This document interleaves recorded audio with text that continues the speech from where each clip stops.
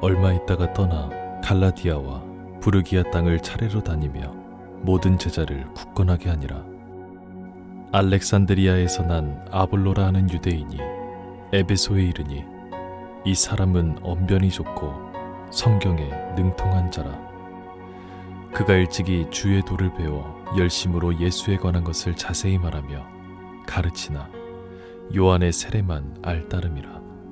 그가 회당에서 담대히 말하기 시작하거늘 브리스길라와 아굴라가 듣고 데려다가 하나님의 도를 더 정확하게 풀어 이르더라.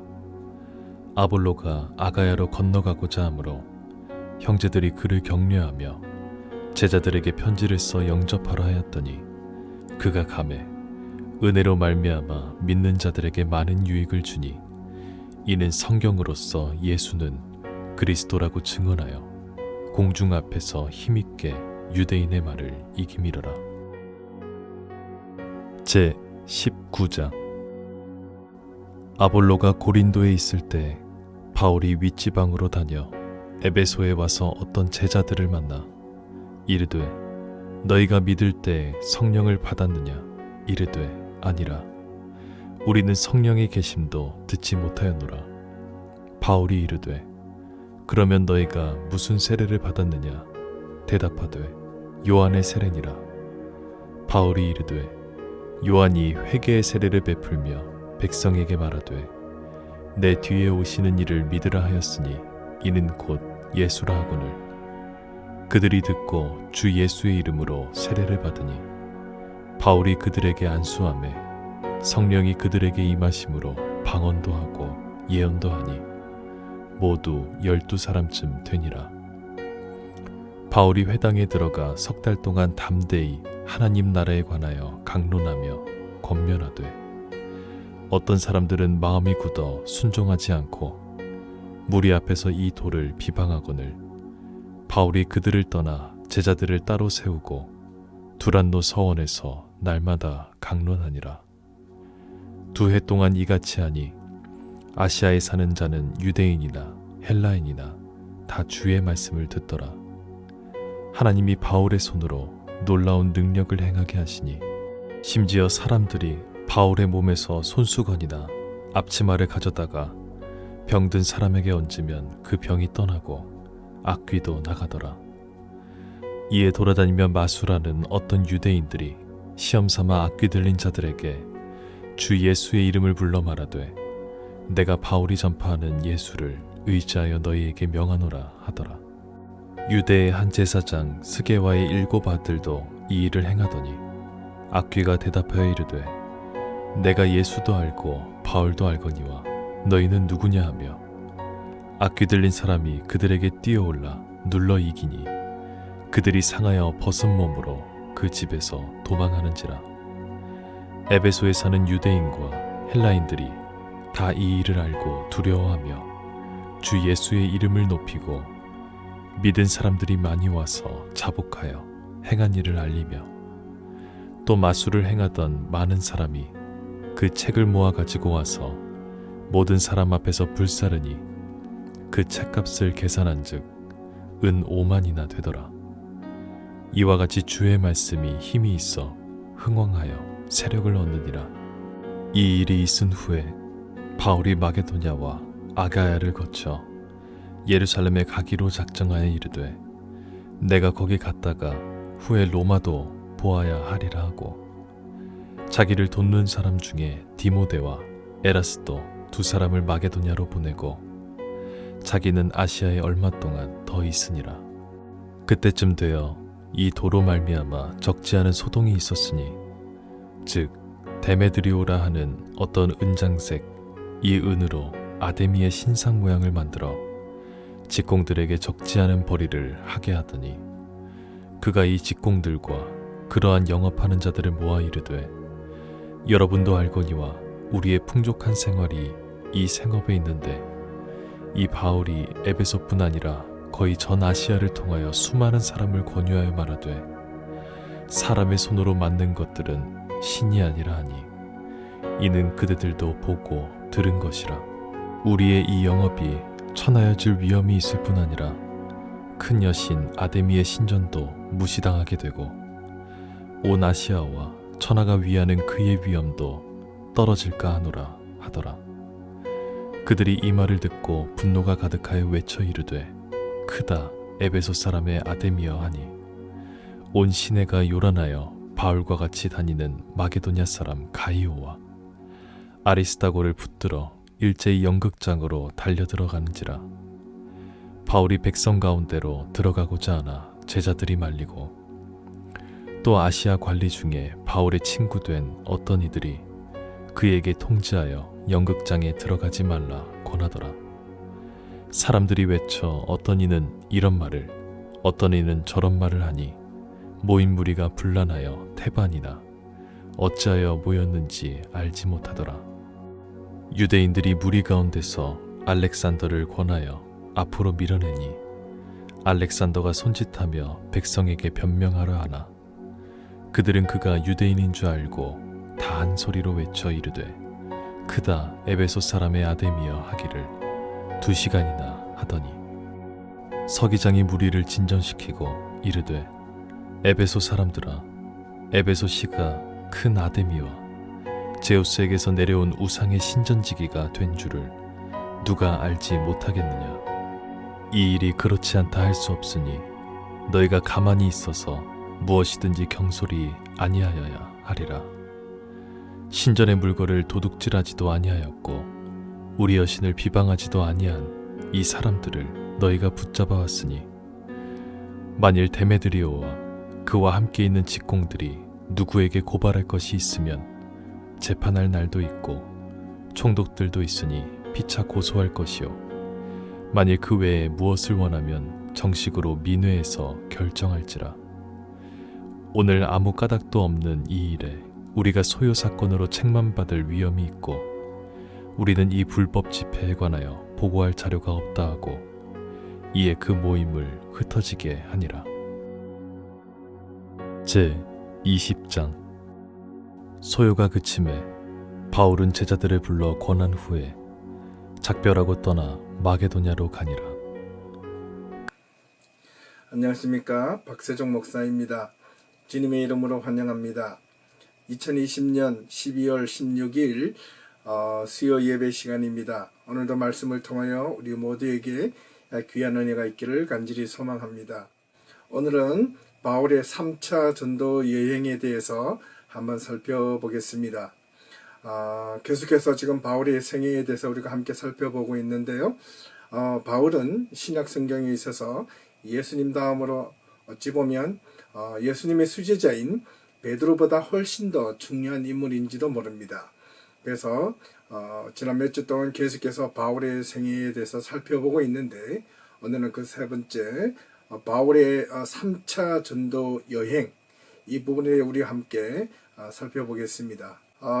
지난 시간에 우리가 바울의 2차 전도 여행에 대해서 함께 살펴보았습니다. 1차 전도 여행 때에는 여러 번 반복하지만은 첫 번째 바울과 바나바가 함께 동력하며 출발했던 1차 전도 여행인데 전도 여행 도중 마가로 인하여 전도 계획이 흐트러져서 짧게 1차 전도 여행을 마치고 다시 안디옥으로 돌아와 본격적인 전도 여행에 대하여 열심을 다해서 준비를 하고 떠났다고 말씀드렸습니다. 2차 전도 여행 때 떠나면서 바늘바와 전도 여행 팀에 대하여 의견이 충돌되어 급기야는 바울과 바나바가 헤어지고 바울은 다시 새로운 전도팀을 꾸리고 그로 인하여 바울은 실라라는 귀한 동력자를 얻게 되었다고 말씀드렸습니다. 이로 인하여 바울은 안디옥에서 다소를 거쳐 루스드라, 이고니온을 통해서 육로를 통하여 2차 전도 여행에 본격적으로 가게 되었습니다. 무엇보다도 바울은 전도 여행 중 귀한 또 믿음으로 낳은 아들 디모데를 얻게 되고 디모데와 함께 계속해서 전도 여행을 함께 하는 것을 우리가 알 수 있었습니다. 2차 전도 여행을 마치고 바울은 예루살렘으로 잠시 들었다가 안디옥으로 돌아와 곧 이어서 다시 한 번 더 2차 전도 여행의 루트를 다시 밟게 되는데 아마도 그 이유는 아마 바울이 2차 전도 여행 때 전도하면서 교회를 도시를 방문하며 세웠던 그 교회를 향한 어떤 재방문의 성격이 있었지 않았을까라는 생각을 해보게 됩니다. 그로 인하여 바울은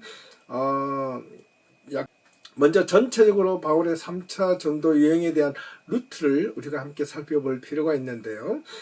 수리아 안디옥에서 출발해서 다시 2차 전도 여행에서 그 루트를 거쳤던 그 길을 거의 비슷하게 재방문을 하게 됩니다.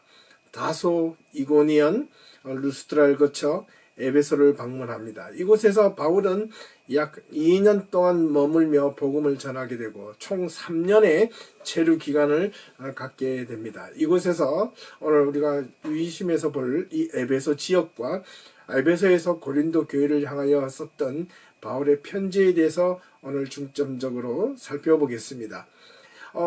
에베소에서 머물렀다가 미들레네, 아소, 드로아, 다시 배를 타고 빌립보, 이 빌립보에서 고린도 후서를 또한 기록하게 되는데요.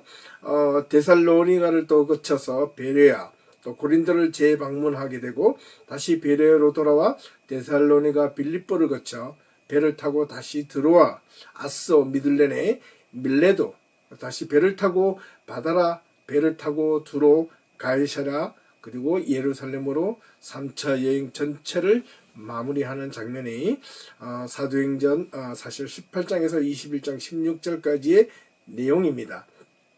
자, 오늘은 이 3차 전도 여행 가운데 중요한 도시 하나, 에베소에 대해서 먼저 살펴보겠습니다.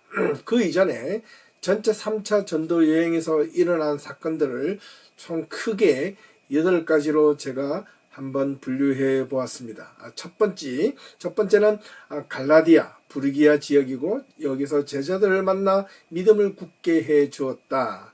두 번째는 에베소. 오늘 에베소가 참 중요한 도시인데요. 두란노 서원에서 날마다 복음을 전하며 귀신을 추출하고 마술책에 대한 그 책들을 공개적으로 소각했고 또 고린도에서 고린도 지역을 두 번째 방문하게 되는데요. 그러나 여전히 첫 번째 방문하였던 그 고린도 교회에 대한 문제를 해결하지 못했던 점을 바울은 참 많이 아쉬워했던 그런 내용들이 기록되어져 있습니다. 그 드로아, 우리가 잘 알고 있는 바울의 설교, 유두고가 3층 난간에서 졸다가 떨어진 장면, 그 다음 밀레도, 에베소 장로들을 불러다가 바울이 마지막으로 예루살렘으로 돌아가기 전에 에베소에 있는 장로들을 모아서 고별 설교를 했던 자리가 바로 이 밀레도입니다. 그리고 두로 7일간 머물며 제자들이 바울이 예루살렘으로 가는 것을 만류했던 것이고요. 그 다음에 가이사랴에 도착했을 때 빌립 집사에게 한 예언하는 딸들이 있었고 그리고 아가보의 선지자의 예언이 있었던 곳입니다. 예루살렘으로 가면 환상 가운데 바울이 체포될 것이라 염려하여 가지 말 것을 권유했지만 바울은 끝까지 예루살렘으로 올라가기로 결심했던 곳입니다. 그리고 마지막으로 예루살렘에 도착하여 바울은 산해드는 공예 회원들로부터 체포당하여 신문을 받고 그 다음 아그리빠에 다시 신문을 받은 뒤 로마로 압송되는 장면이 21장 17절부터 28장 끝절까지 나타나 있는 내용이 바로 사도행전, 또 바울의 마지막 기록으로 남겨진 공식적인 신약 성경의 끝부분입니다. 자, 오늘은 에베소에 대해서 우리가 함께 살펴보기로 했는데 에베소 지역 지금 유적지로만 남아있는 그 유물들을 우리가 잠시 사진으로나마 함께 한번 보겠습니다. 이 에베소 지역은 아주 특이한 어떤 여러가지 유적지가 많은데 바울이 이 에베소 지역에 총 3년 길게는 2년 동안 지속적으로 머물며 복음을 전했던 이 에베소 지역에는 특별히 이 우상과 음란과 타락과 그 물질 만능주의가 아주 풍성했던 지역 가운데 하나가 이 에베소 지역이었습니다. 고린도만큼 이 음란과 태폐가 흥행했던 곳입니다.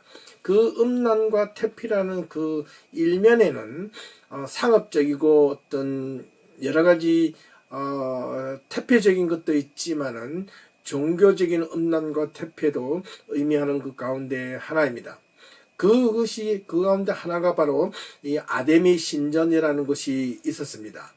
자, 지금 보이는 것은 이 에베소 지역의 총 옛날 구시가지이고요. 오른쪽으로 보이는 것은 셀수스 도서관이라고 있습니다.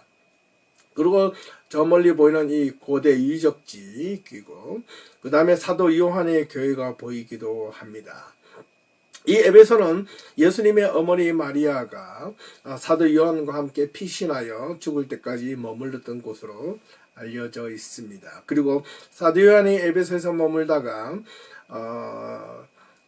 밤모섬으로 끌려가서 거기서 감옥생활, 유배생활을 하다가 다시 돌아온 것도 바로 이 에베소 지역입니다. 자, 이 여러분이 사진을 계속해서 보시면서 비슷한 내용도 있지만은 비슷한 이 여신에 대한 그림들이 아마 보일 겁니다. 무엇보다도 이 에베소에는 이 아데미 신전이라는 것이 아주 크게 있었는데, 이 아데미 신전은 그리스 아테네에 있는 파르테논 신전보다 크기가 약 4배 이상으로 클 정도로 엄청난 이 아데미 신전이 있었습니다. 이 아데미라는 말은 영어로는 다이아나입니다. 그래서 이 풍요의 여신이라고 알려져 있습니다. 이 풍요의 여신은 우리가 지금 잘 알고 있는 대로 이 아데미 여신의 속에서는 속에서 일어나는 여러 가지 태폐적인 행태는 아주 음란과 아주 성적인 타락이 아주 지속적으로 많이 있었던 곳입니다. 그리스인들의 어떤 전설에 의하면 지금까지 태양이 운행하는 중에 이 아테미 신전보다 더 크고 훌륭한 것은 없다라고 말이 전해질 정도입니다. 이 여신을 우상하는 이 지역에서는 무엇보다도 큰 축제가 일어날 때는 황소를 잡아서 황소의 고환을 떼어서 여신에게, 이 아데미 여신에게 바치는 것을 클라이막스라고 있는데, 이 아데미 여신에게는 무엇보다도 엄청난 성적인 교합이 있었습니다. 이 아데미 신전에는 여사제가 전설에 의하면 약 3,000명 이상이 될 정도로 여신이 있었다고 합니다. 이 클라이막스 축제가 한 7일에서 14일 정도 이루어지는데, 마지막 때에는 또다시 신과 합이라는 과정 속에서 지난주에 말씀드렸던 것처럼 성적 교합을 사제들과 합니다. 그래서 남자 사제는 여자 사제들과 저기 앞에 보이는 큰 대리석 앞에서 온 사람들이 다 함께 모여서 이렇게 관계를 맡게 되는 거죠. 또 여자 성도들은 남자 사제들과 함께 그렇게 성적인 교합을 갖는 것으로 마지막 축제를 맺고 있습니다. 이 에베소는 옛날에는 그 항구 도시였습니다. 에베소 항구에서 있었던 아데미 신전의 크기를 멀리 바닷가에서도 아데미 신전이 보일 만큼 그만큼 크고 유명했다고 전해집니다. 지금 보시는 장면은 아데미 신전이 명각되어 있는 화폐, 그 당시 통용되던 화폐 중 하나입니다.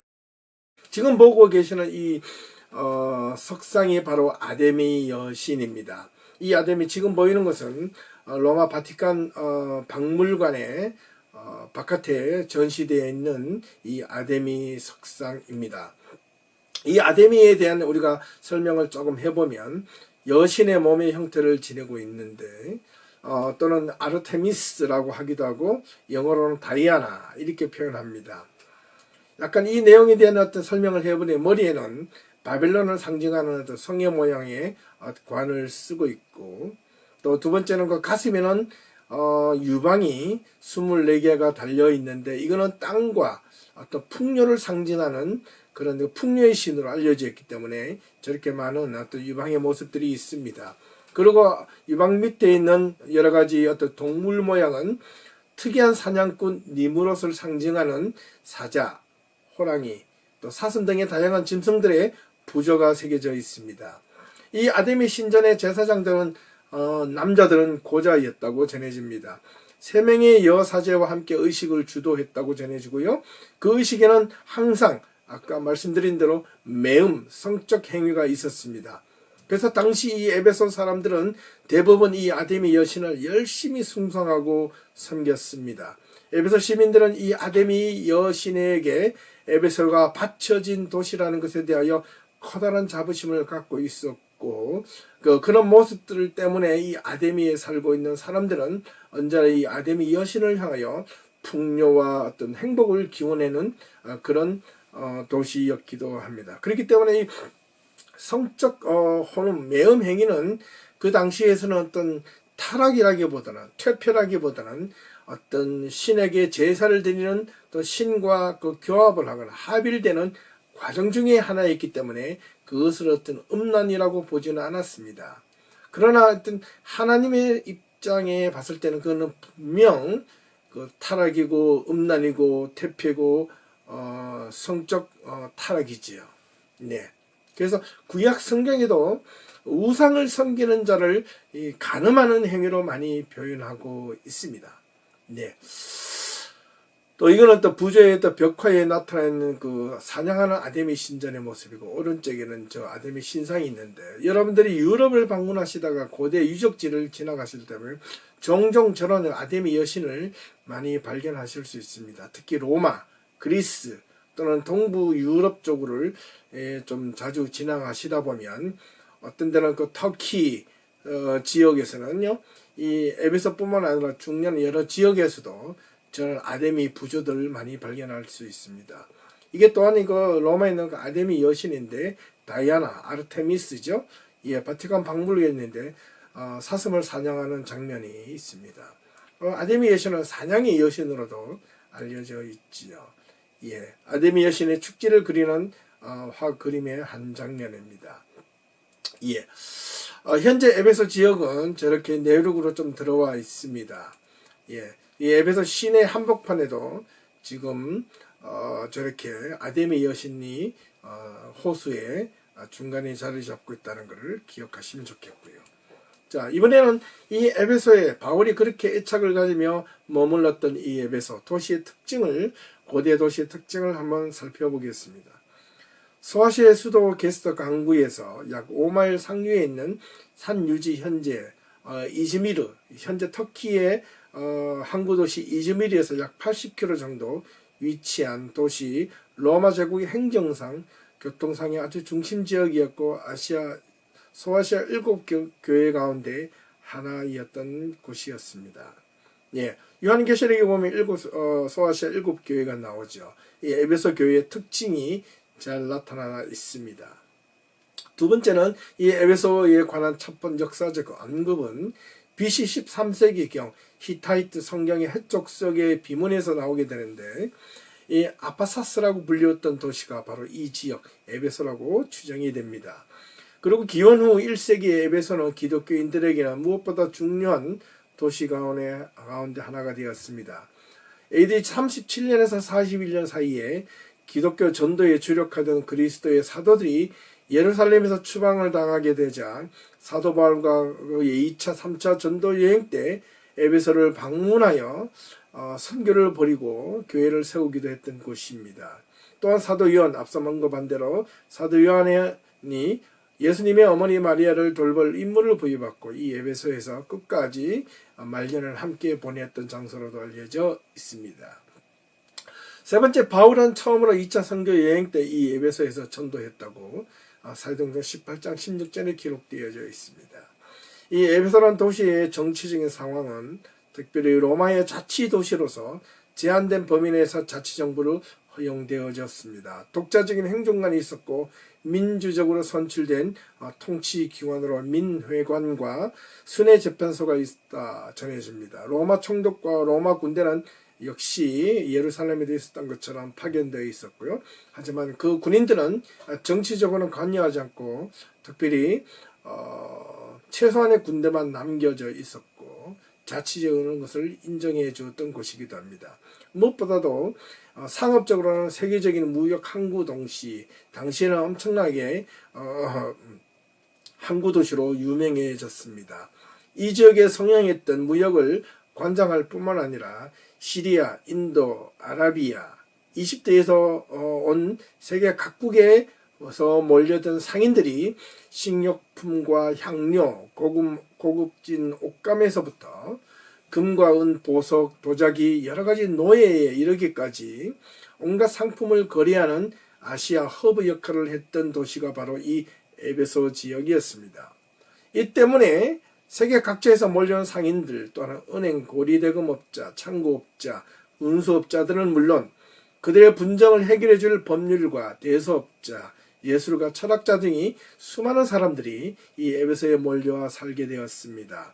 그렇기 때문에 세계 각국에서 갖고 있었던 자기의 신들을 또한 에베소에 갖고 들어와 신전도 세우기도 했기 때문에 온갖 우상과 어떤 여러 가지 잡신들이 그냥 여기서 다분하게 자리를 잡고 있었던 것도 마치 고린도와 비슷한 그런 역할을 했던 도시가 바로 이 에베소 지역이었습니다. 이 시장의 바닥은 전체 대리석으로 다 포장되어 있었기 때문에 엄청나게 어떤 부적인 어떤 부유한 도시였기도 했습니다. 그 시내 내부적으로 들어가 보면 기둥들로 뒤덮여 있었고 아름다운 물고기들이 거리마다 헤엄치는 연못들이 주변에 널려 있었습니다. 그리고 시장의 시작과 끝을 알리는 물시계와 해시계도 존재했을 정도이니 얼마나 그 모든 편의시설들이 질비하게 내려져 있는지 우리는 의뢰 짐작할 수 있습니다. 자, 이런 에베소 도시에 대해서 바울과 여러 예루살렘에서 핍박을 받은 자들을 피하여 피신해왔던 이 에베소 지역에서 세워진 그 교회의 특징을 우리가 한번 살펴보도록 하겠습니다. 먼저 바울은 3차 전도 여행 때 이곳에 전체 3년, 한 곳에 길게는 꾸준하게 있을 때는 2년 동안 계속해서 지속적으로 머물며 애착을 가지고 사역을 했던 곳으로 알려져 있습니다. 이곳에서 많은 성도들을 믿게 하고 세례를 주고 안수할 때 성령이 강림하여 방언과 예언을 하며 놀라운 일들이 많이 일어난 것을 본 요술객들이 가지고 있었던 그 마술책들을 돈으로 한 사람한 은 5만 어치를 소각하고 개종을 하였다고 사도행전 19장 1절에서 20절에 기록하고 있습니다. 바울이 마게도냐 선교에서 돌아올 때 빌레도에게 에베소 장로들을 청하여 이렇게 고백합니다. 내가 너희를 깨워 내가 3년이나 쉬지 않고 눈물로 기도하고 훈계한 곳이 바로 어디냐? 바로 에베소 지역이라는 것입니다. 또한 사도 요한이 이 성에 오랫동안 감독으로 있었고 교회를 전체를 지키는 감독이었죠. 요한복음과 새 서신 요한 1, 2, 3서를 발송한 곳이 바로 이 에베소 지역이었습니다. 그리고 반모섬에서 계시를 받아 이곳 에베소 교회로 보낸 곳이기도 합니다. 또한 디모데와 아굴라와 브리스길라는 고린도에서 바울이 로마에서 온 아굴라와 브리스길라를 만나서 1년 6개월 동안 고린도에 머물렀다가 고린도를 떠나 에베소로 갈 때 함께 갔던 자들이 바로 이 아굴라와 브리스길라입니다. 이 사람들은 이 에베소에 머물며 계속해서 복음을 전했습니다. 그래서 에베소 교회의 지도자가 된 것입니다. 그리고 아볼로, 두기고 등이 이곳 에베소 교회에서 말씀을 가르치며 사역을 하며 교회의 지도자가 되었습니다. 이런 내용들이 디모데전서 1장 3절, 사도행전 18장 18절, 19절, 24절, 20장 4절, 그리고 21장 29절, 디모데후서 4장 12절 등의 곳곳에 나타납니다. 여러 번 말씀드리지만은 여러분들이 사도 바울의 생애를 이해하시려면 바울의 서신과 이 사도행전을 꼭 병행해서 읽으시라는 말씀을 계속해서 또 한 번 더 드립니다. 다섯 번째, 세례 요한의 제자 오네시모가 그리고 알렉산더 에베드리오스게와의 아들 후메네 부길로 허메네게 등이 그들의 고향이 바로 이 에베소였다는 것을 사도행전 19장, 디모데후서 1장 15, 18절, 디모데전서 1장 20절 등에 기록되어져 있습니다. 그래서 이 에베소는 많은 교회 지도자들이 태어났던 곳이기도 했습니다. 또 AD 64년경에 바울이 로마의 성 밖에서 순교하자 요한은 그를 대신하여 에베소 교회의 지도자가 되었다고 전해집니다. 요한은 노고의 몸을 이끌고 버가모 서머나 등지에서 선교를 하다가 로마로 끌려가 고문을 당한 뒤 훗날 지중해 연안의 밤모습으로 유배를 당해 그곳에서 다시 요한계시록을 기록하여 그 기록한 요한계시록을 전해진 곳이 바로 에베소 교회였다는 것입니다. 7번째 중요한 건데요. 로마 황제 도미티안 황제가 피살된 후 요한도 유배에서 풀려나 에베소로 돌아와 요한복음을 썼다고 전해지고 있는데, 사실 요한복음은 요한이 기록하였다라기보다는 요한의 공동체, 요한 교회를 섬기고 있는 그 공동체가 기록했다고 보는 것이 옳겠습니다. 이거는 약간 좀 더 신학적인 입장으로 들어가야 되기 때문에 차후에 우리가 시간이 되면 한번 요한복음을 강의할 때 설명을 드리도록 하겠습니다. 요한은 자신의 뜻에 따라서 결국 마지막 운명을 죽을 때 에베소에 묻혔습니다. 그리고 훗날 비잔틴 대국 시대에 그의 무덤이 있는 자리에 사도 요한의 교회가 세워져 지금까지 전해지고 있습니다. 마지막 8번째는 7세기와 8세기에 들어와서 에베소는 다른 지중해 연안의 도시들과 마찬가지로 아랍인들의 침략을 감수해야 했으며 결국 1304년에는 터키인들의 수정에 들어가는 이슬람 문화권으로 들어가게 되어 급기야는 이 에베소는 이슬람 문화권의 지배를 받게 됩니다. 그리고 에베소는 지진으로 인하여 고대 에베소 지역은 황폐하게 되어진 이후에 오늘날 그대로 유적지만 남아있고 신도시 에베소스는 그로부터 떨어진 평야지대에 다시 세워지게 되었다는 것입니다. 이번에는 바울이 3차 전도 여행 중에 이 에베소에서 일어났던 일들을 우리가 한 번 더 유심히 살펴볼 필요가 있겠습니다. 사도행전 19장 1절에서 20장 1절까지의 그 내용인데요. 어떤 제자들이 바울이 이를 만나서 성령에 대한 이야기를 듣고 성령을 받은 사건이 사도행전 19장 1절에서 17절까지의 내용이 나옵니다. 이 제자들은 또 세례 요한의 제자들로 성령이 무엇인지 알지 못했고 이해할 수 없었습니다.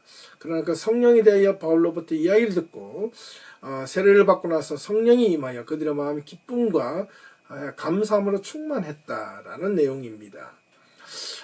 여러분들 그 성령이 여러분들 가슴속에 여러분들에게 임하면 어떤 일이 일어날까요? 과연 성령이 여러분들에게 어떤 삶을 이끌어가게 만들까요? 성령이 우리에게 임하신다는 것은 우리가 성령을 받고 나면 우리가 안 보이던 눈이 뜨여지고 그 다음에 우리가 어떤 일들이 새로 생기고 우리가 그동안에 실타래 엉켜가지고 온갖 문제에 쌓였던 것들이 한꺼번에 확 기적처럼 일어나서 해결이 되고 그렇게 되어지는 것처럼 보여질 수 있지만 사실은 그렇지 않습니다. 성령을 받았다고 우리의 삶이 갑작스럽게 외형적으로 바뀌어지지는 않습니다. 성령을 받은 자들의 증거는 뭐냐니까 내적 충만입니다. 하나님으로부터 얻은 그 기쁨, 그것은 오늘 힘들게 살아가는 우리의 삶을 능히 기쁨으로 감사함으로 이겨낼 수 있게 해주는 어떤 내적 이너럴 파워와 같은 그런 역할을 하게 되는 것입니다. 두 번째, 바울이 3차 전도 여행 중 에베소에서 있었던 일 가운데 하나가 회당에 들어가 복음을 전하였으나 유대인들로부터 엄청난 핍박을 받게 됩니다. 오히려 이들 가운데 어떤 사람들은 마음이 완악하고 굳어져 오히려 말씀에 순종하지 않고 바울을 비방하고 핍박하게 되자 바울은 회당에서 떠나 당시 있었던 두란노 서원으로 옮겨 그곳에서 꾸준하게 복음을 전하게 됩니다.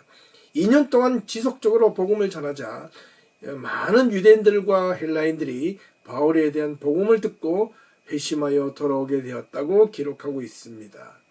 세 번째는 이 에베소에서 하나님이 바울에게 능력을 행하여 병도 고치고 마귀가 떠났다라고 기록하고 있는데요. 예를 들면 마술하는 한 유대인들이 어떤 시험 삼아서 예수의 이름을 들먹들먹 그리자 이 악기 들린 자들이 그 마술하는 유대인들에게 이렇게 말을 합니다. 나는 예수도 알고 바울도 알고만 도대체 너는 누구냐라고 그 시험 삼아 했던 마술하는 유대인들의 어떤 어깨나 어떤 위에 올라타서 그들을 억누르자 그만 급기야 식겁하고 도망하여 달아났다는 것입니다. 이런 모습들을 본 많은 유대인들과 헬라인들이 오히려 바울에게 찾아가 예수를 어떻게 믿으면 되느냐고 예수님을 믿고 회심하여 돌아왔다는 이야기가 사도행전 19장 11절에서 19절에 나타나 있습니다. 그 네 번째는 마술하던 사람들이 마술죄를 그래서 모아서 모두 소각하고 예수를 믿었더라. 그 책값이 은 5만이나 되었더라 라는 것이고, 또 바울은 언제나 로마를 향하여 동경하는 마음이 있었습니다. 자기는 꼭 로마를 방문하고 싶어서 간절한 마음으로 로마에 있는 또 교인들이 자기가 비록 로마에 있는 교회를 세우지 않았지만 로마에 있는 그리스도인들이 엄청나게 신앙생활을 잘하고 있다는 소식을 듣고 그를 향하여 동경하는 마음으로, 또 하나 이렇게 신약의 조직 신학이라고 할 만큼 어떤 예수 그리스도의 복음에 대하여 체계적으로 논리적으로 기록한 내용이 바로 이 로마서인데, 이 로마서는 바울이 고린도에 세 번째 방문하였을 때 고린도 교인들이 안심하고 회심하여 진정으로 뉘우치고 돌아왔던 그 자리에서 안심하며 다시 새로운 로마에 있는 교인들을 향하여 그리움에 그들을 향하여 기록하였던 내용들이 바로 이 로마서라는 것입니다.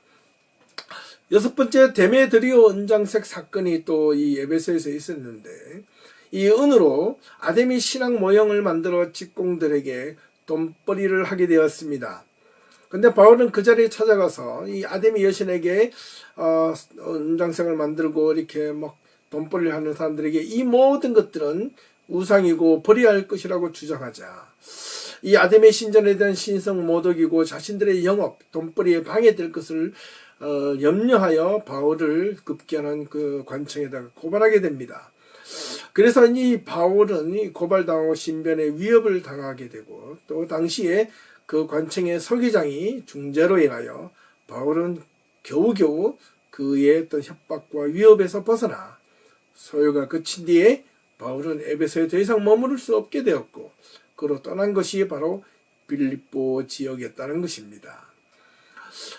한번 생각해 보십시오. 그 당시에 그 에베소 지역에서 가장 많은 신앙인들이 있었던, 많은 아데미를 신봉하고 믿고 있었던 그 지역에서 당신 그거 틀렸어, 잘못 믿었어, 그것은 우상이여라고 했다면 아마 어떻게 되었을까요? 네, 상상만 해도 충분히 이해가 됩니다. 많은 무리들이 바울을 향하여 돌팔 매질을 하거나 바울을 잡아서 자기들이 믿고 있는 이 아데미 신전에 대한 신상에 대한 모독이라고 칭하며 아마 바울을 죽였을지도 모릅니다. 네. 참 이렇게 해서 바울은 자기의 목숨을 내놓고 또 복음을 전했다는 것을 우리는 10분 이해할 수가 있습니다. 바울이 에베소에 머물면서 그리고 또 빌립보에 머물면서 썼던 아주 중요한 편지가 있는데 그것이 바로 고린도 전서와 후서입니다. 마지막으로 이 내용을 한번 살펴보겠습니다. 바울은 에베소에 머물면서 여러 교회를 순회하며 또 복음을 전했지만 바울이 세웠던 모든 많은 교회들 가운데 또한 가장 많이 애착을 가졌던 교회 중에 하나가 바로 이 고린도 교회였습니다. 첫 번째 고린도 전서를 보내게 된 이유를 한번 살펴보면, 지난 시간에 잠깐 말씀드렸지만 다시 한번 더 구체적으로 살펴보겠습니다. 바울이 2차 전도 여행 중 AD 한 50년경 고린도에서 1년 6개월을 머물며 고린도 교회를 세우고 사역한 뒤 아굴라와 브리스길라 그 외에 바울의 동력들과 함께 고린도 교회의 지도자를 세워놓고 에베소를 향해 떠났습니다. 이후 고린도 교인들은 바울이 주장했던, 바울이 가르쳤던 신앙의 순결을 지키지 못하고 고린도 도시의 특성상 이교 문화와 물질적 번영으로 인하여 다시 교회가 세속적이고 타락을 하게 되었습니다. 여러 가지 교인에 일어났던 분열과 범죄, 예배의식에 대한 잘못된 문란함 등이 빈번하게 일어나고 있다는 소식을 바울은 듣고 고린도 교회를 떠난 지 약 3년은 지난 3차 전도 여행 중 AD 약 한 55년경에 에베소에서 바울은 고린도 교회를 향한 근심 어린 마음을 가지고 각성과 회개를 요구하는 첫 번째 편지를 보내게 됩니다. 바울은 이 첫 번째 서신을 보낸 후에 고린도 교회를 방문하여 교인들을 위로하고 격려하였으나 문제가 완전히 해결되지 못한 채 다시 에베소로 돌아오게 됩니다. 걱정과 근심이 가득 차 있어서 바울은 참으로 밤잠을 이루지 못했습니다. 그래서 두 번째로 에베소에 돌아온 뒤에 바울은 소위 고린도 후서에 보면 눈물의 편지라는 현재 알려지지 않는 서신을 자신의 애끓는 심정을 다하여 진심으로 다시 보내게 되는데요. 이때 바울이 진정성 있는 편지를 보고 고린도 교인들은 자신들의 과오를 뉘우치고 잠시 회개하였지만 여전히 잘못된 복음, 거짓 사도의 그 유혹과 바울의 사도권에 대하여 부인하는 등 그런 문제들을 남아 있었다고 전해졌습니다. 그래서 이 바울은 에베소에서 머물며 여러 가지 사건들이 있었다고 말씀드렸지 않았습니까? 마지막에 구리 연장색 사람 때문에 바울이 홍역을 치르고 난 뒤에 더 이상 에베소에 머물 수 없게 되자 바울은 피신하여 간 곳이 바로 빌립보 지역이었습니다.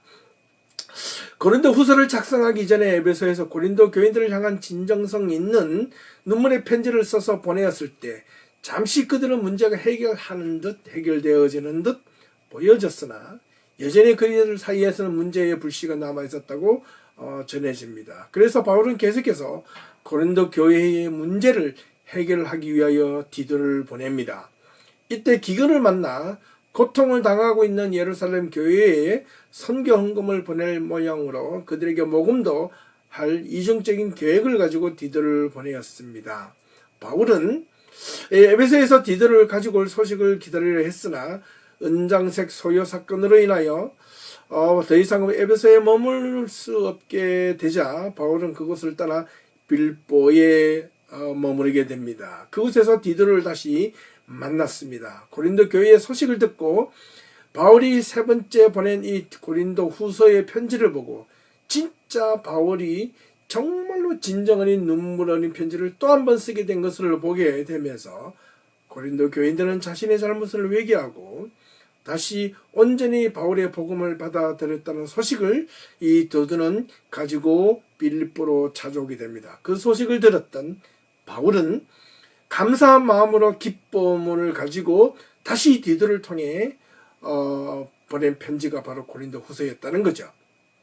이후 바울은 세 번째 고린도 교회를 이후에 방문하게 되는데 이때 모든 고린도 교회의 문제가 해결되는 것을 보고 그곳에서 바울은 편안하게 3개월 동안 머물게 됩니다.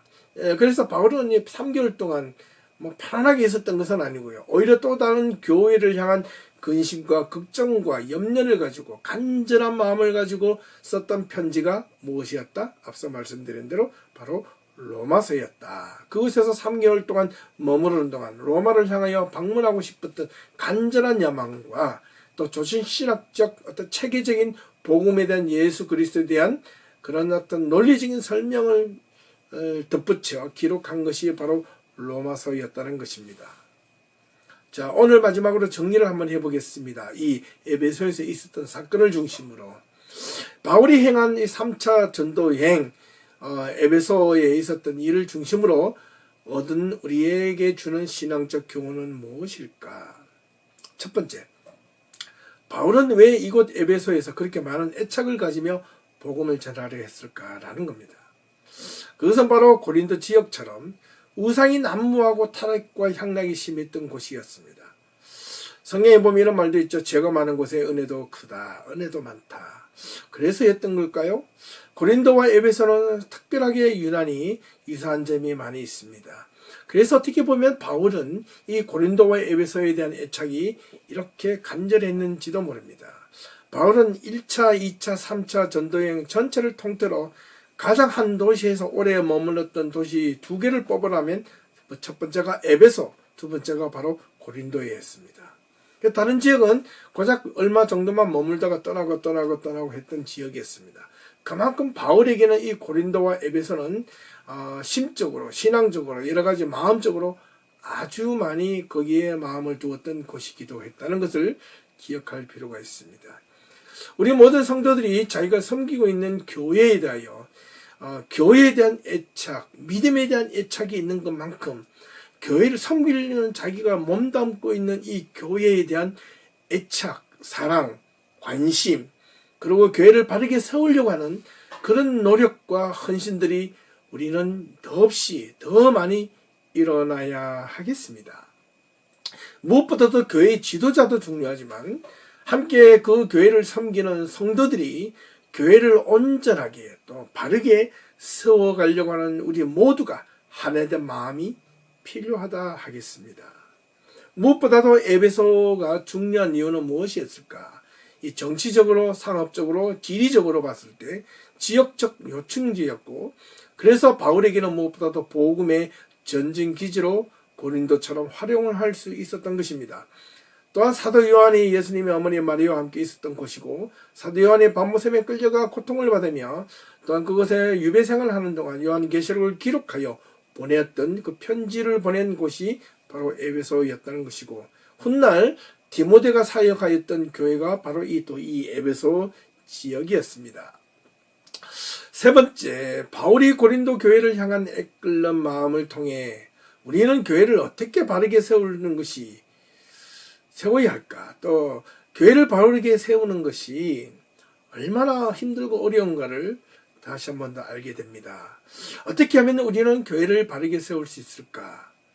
이거는 한 교회의 지도자뿐만 아니라 온 성도들이 힘을 합하여 한 마음, 복음으로 하나가 되는 수밖에 없다는 것을 다시 한번 알려주게 됩니다. 가장 중요한 것은 지도자가 중요하고요.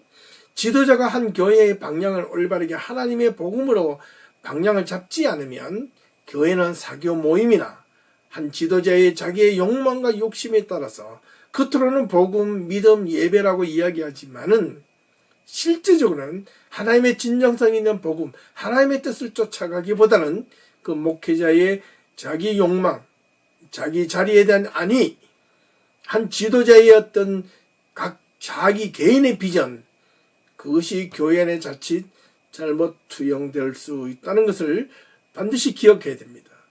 그걸 제대로 알기 위해서는 성도들이 무엇보다도 하나님의 말씀을 올바르게 배우고 알고 익히는 것이 무엇보다도 중요합니다. 그리고 여러분들이 섬기고 있는 그 교회, 몸된 교회를 향하여 그 교회가 올바르게 세워지려면 무엇보다도 여러분들도 정말로 의미 있는, 정말로 귀한 하나님의 말씀을 붙들고 하나님의 말씀과 씨름하고 하나님의 말씀을 가지고 복음을 온전하게 전할 수 있는 지도자를 만나야 된다는 것을 잊지 마시기를 바랍니다. 교회 지도자를 위해서 기도해 주셔야 되고, 교회 지도자는 올바른 성도들이 교회가 바르게 세워지기 위해서 눈물로 기도하며 눈물로 복음을 준비하고 눈물로 하나님의 말씀을 준비하는 그런 신뢰, 보이지 않아도 하나님의 말씀과 씨름하고 교인들을 위하여 헌신할 수 있는 그런 목회자가 되어야 한다는 사실입니다. 그 중심에는 바로 무엇이? 복음밖에 없습니다. 말씀밖에 없다는 것을 기억할 수 있기를 바랍니다. 이적과 기적과 그 모든 능력보다도 하나님의 말씀이 저와 여러분들, 교회 지도자들과 성도들 간에 복음으로 하나가 되는 수밖에 없다는 것을 반드시 기억할 수 있기를 바랍니다. 마지막으로 바울이 교회를 향한 마음을 통해 우리는 또한 어떤 교회가 세워져야 되는가, 어떤 교회를 우리가 함께 만들어가야 하는가라는 점입니다. 일심으로 모두가 교회가 한 마음으로 모든 교회가 우리 교회뿐만 아니라 바울은 자기가 세웠던 교회뿐만 아니라 하나님의 몸된 교회, 예를 들면 로마에 있는 교회들은 바울이 세운 교회가 아니었습니다. 그러나 바울은 로마에 있는 교인들까지 자기가 세운 교회가 아니었더라도 하나님의 몸된 교회를 위해서라면 바울은 그 어떤 열심도 복음을 전하는데, 말씀을 바르게 가르치는데 주저하지 않았다는 사실입니다. 지난주에도 잠깐 말씀드렸나요? 여러분, 교회는 모두가 같은 교회입니다. 한 교회가 욕을 얻어먹으면 전체 교회가 욕을 얻어먹습니다. 한 교회가 잘하면 그렇게 두드러지지 않습니다. 그러나 한 교회가 욕을 얻어먹으면 전체 교회가 욕을 얻어먹고, 그렇기 때문에 모든 교회가 하나님의 말씀을 하나님의 복음으로, 믿음으로, 말씀으로, 기도로 정말 충만해지고 그 말씀을 따라서 몸부림치며 이 세상과 다른 믿음의 공동체로서의 삶을 걸어가야 된다는 사실을 유념해야 된다는 겁니다. 그래서 모든 성도들이 하나님의 교인이요 백성이요 교회라는 것을 또 그들 위해 눈물로 함께 기도해 줄 수 있는 그런 우리 예배교회 교회 성도님들, 그리고 모든 이 영상을 보시는 하나님의 귀한 성도님들이 다 될 수 있기를 주님의 이름으로 축원합니다. 오늘은 바울이 3차 전도 여행 가운데 에베소에서 있었던 내용을 중심으로 살펴보았고, 다음 주에는 그 이어서 3차 전도 여행에 대한 후반부에 대한 내용을 함께 살펴보겠습니다. 수고하셨습니다. 감사드리고 다음 주에 또 한 번 더 뵙겠습니다. 감사합니다.